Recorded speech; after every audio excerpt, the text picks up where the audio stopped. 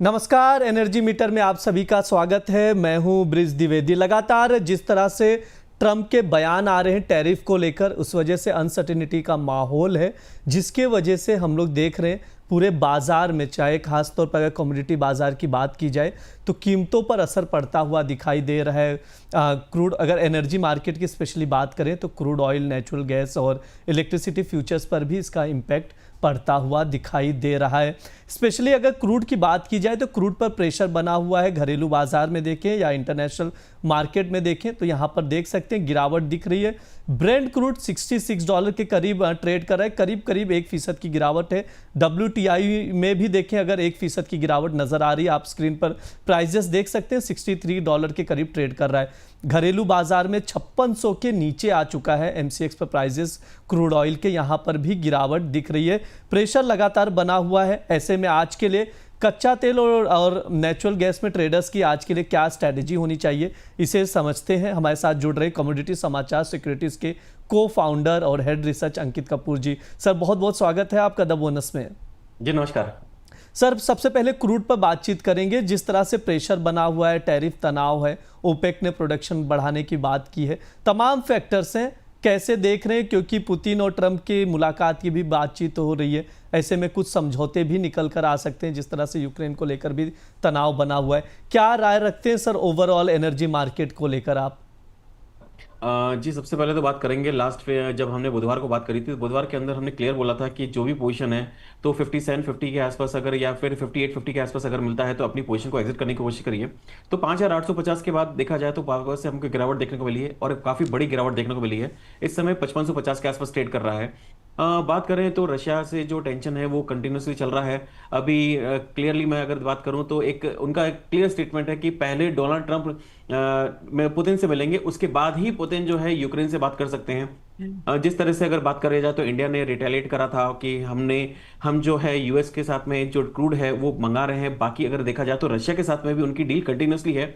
तो जो global scenario बना हुआ है, इंडिया के ऊपर टैरिफ टेंशन लगाए हुए हैं, आज देखा जाए तो गोल्ड के ऊपर भी उन्होंने कहीं ना कहीं टेंशन लगाए हुए हैं। इस कारण से स्लगिशनेस देखने को मिल रही है। मुझे लगता है कि आने वाले टाइम में क्रूड ऑयल के अंदर और गिरावट देखने को मिल सकती है। कोई भी उछाला अगर मिलता है तो इसके अंदर बिकवाली करना चाहिए। मेजर जो सपोर्ट है 5650 का वो टूट चुका है। इस कारण से अभी इसके अंदर दबाव बना हुआ है और ये वार्ता अगर कंटिन्यू रहती है तो थोड़ा सा एक सपोर्ट मिल सकता है, लेकिन मुझे नहीं लगता कि इसके अंदर कोई सपोर्ट मिलेगा क्योंकि ग्लोबल सिनेरियो है। धीरे धीरे अगर देखा जाए तो डिमांड एज इट इज है, लेकिन जो प्रोडक्शन है उसको बढ़ाने की बात करी जा रही है। इसी वजह से इसके अंदर गिरावट देखने को मिल रही है। जी बिल्कुल, इसके अंदर गिरावट देखने को मिल सकती है। आप देख सकते हैं प्रेशर बना हुआ है $5560 के करीब, माफ कीजिए $5560 प्रति बैरल के करीब क्रूड ऑयल घरेलू बाजार में ट्रेड करता हुआ दिख रहा है। सर, आज के लिए कोई ट्रेडिंग कॉल बन रहा है क्या क्रूड में?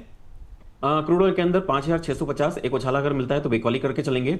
जो स्टॉप लॉस रहेगा पोजिशनल बेसिस पे 5800 का रहेगा। नीचे में हमें टारगेट 5400 तक देखने को मिल सकते हैं।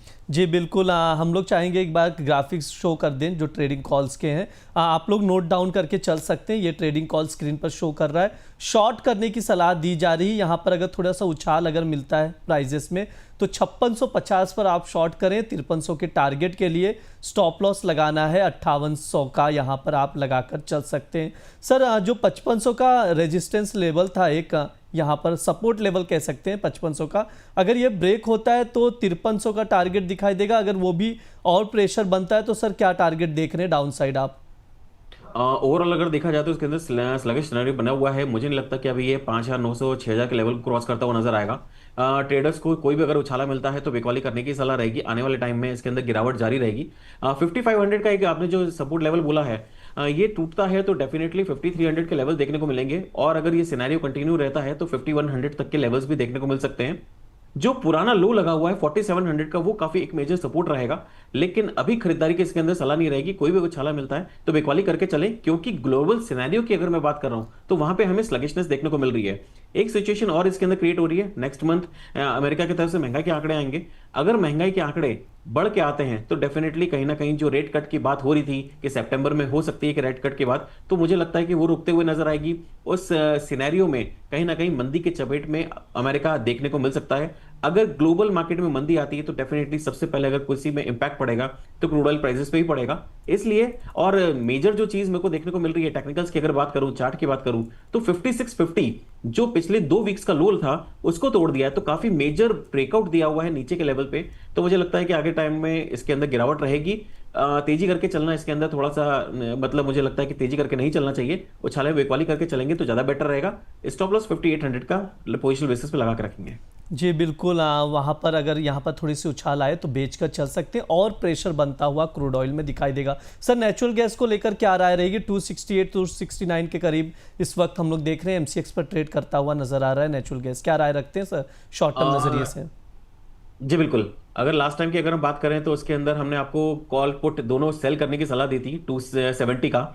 अगर आप देखेंगे तो 34 के आसपास दिया था, अभी 28 के आसपास चल रहा है। दोनों की अगर बात करें तो इसके अंदर मुझे लग रहा है कि प्रीमियम अभी बहुत ज्यादा है, इसी वजह से रेंज में ही ट्रेड करता हुआ नजर आएगा। लेकिन फिर भी किसी को अगर ट्रेड करना है तो थोड़ा सा अगर रिस्क ले सकते हैं तो 266 का एक लेवल है जहां पे एक बार खरीदारी करी जा सकती है। लेकिन 255 का मेजर स्टॉप लॉस है, तो बिना स्टॉप लॉस के इसमें ट्रेड नहीं करेंगे। और इसमें वापस से टारगेट हमें 277 तक देखने को मिल सकते हैं। अगर इसमें कोई उछाला देखने को मिलता है, कल शाम को जब नेचुरल गैस की इन्वेंट्री आई थी तो काफी कम आई थी, तो जो कम आने की वजह से इसके अंदर थोड़ी सी हमें तो तेजी देखने को मिली थी। तो 275.50 तक के लेवल्स देखने को मिले थे, वही मुझे क्रॉस करता हुआ नजर आ रहा है। तो 277 तक के वापस से टारगेट देखने को मिल सकते हैं।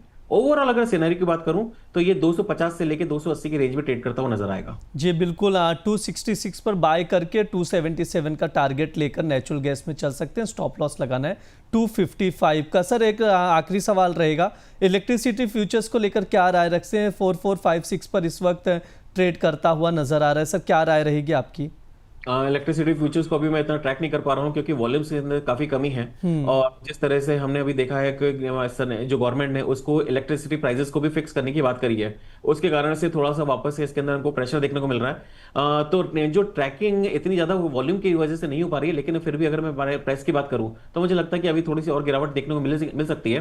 तो 4200 4100 तक के लेवल्स पे आने वाले टाइम में हमें देखने को मिल सकते हैं। तो अभी फिलहाल किसी को भी खरीदारी करके इसमें काम नहीं करना चाहिए। सर डिस्क्लेमर कोई रहेगा आपकी ओर से? जी, मार्केट में मेरी कोई भी पोजीशन नहीं है, जो भी मैंने बात करी है सारी अनबाइज्ड है। प्लीज बिना स्टॉप लॉस के ट्रेड मत करिए और अपने एडवाइजर की सलाह लेना ना भूलिए। जी बिल्कुल, बिना स्टॉप लॉस के ट्रेड ना करें और एडवाइजर से सलाह जरूर लें। बहुत बहुत शुक्रिया सर आज की चर्चा में जुड़ने के लिए। Thank you so much. यह हमारा एनर्जी मीटर शो है। इस दौरान क्रूड ऑयल, नेचुरल गैस और इलेक्ट्रिसिटी फ्यूचर्स की बातचीत की जाती है, विस्तार से बताया जाता है, फैक्टर्स भी बताए जाते हैं, इसके अलावा ट्रेडिंग कॉल्स भी दिए जाते हैं। अगर आप लोगों के कोई भी सवाल हो तो कमेंट बॉक्स में पूछ सकते हैं, उस पर हम लोग एक्सपर्ट से राय ज़रूर लेंगे। इसके अलावा द बोनस के साथ जुड़े रहें, चैनल को सब्सक्राइब करें, वीडियोज़ को शेयर करें। धन्यवाद।